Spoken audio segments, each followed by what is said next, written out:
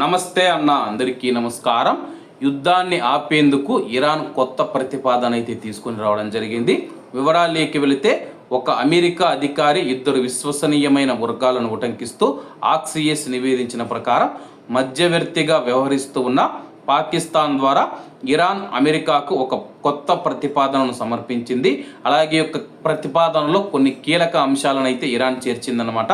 తక్షణ ప్రాధాన్యత, యుద్ధాన్ని ముగించడం మరియు ఉద్రిక్తతలను తగ్గించడం, లోతైన వివాదాలను పరిష్కరించే ముందు ఈ ప్రాంతాన్ని స్థిరీకరించే దిశగా ఒక అడుగుగా కొనసాగుతూ ఉన్న యుద్ధాన్ని ఆపడం మరియు సైనిక ఉద్రిక్తతలను తగ్గించడం పైన ఈ ప్రతిపాదన మొదట దృష్టి సారించింది.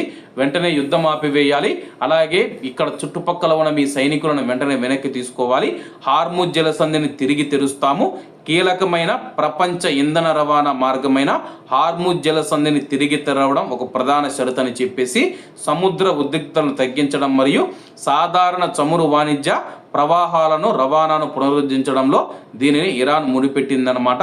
అణుచర్చలు వాయిదా వేయడం, అణుచర్యలను తక్షణమే పరిష్కరించకుండా వాటిని తదుపరి దశకు వాయిదా వేయాలని ఇరాన్ ప్రతిపాదిస్తూ ఉంది.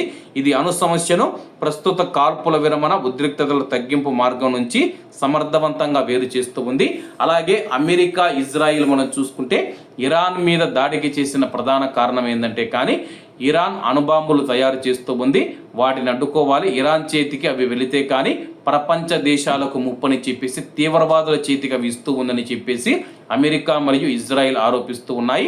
అటువంటిది ఇప్పుడు ప్రతిపాదనలో లేకుండా, అలాగే తదుపరి మనం మాట్లాడదామంటే కానీ అమెరికా కూడా ఒప్పుకునే స్థితిలో లేదు. మరి రాబోయే రోజుల్లో ఏం జరుగుతుందో వేచి చూడాల్సి ఉంది. ప్రస్తుతం ఈ యొక్క ప్రతిపాదనను అయితే అమెరికా తిరస్కరించింది.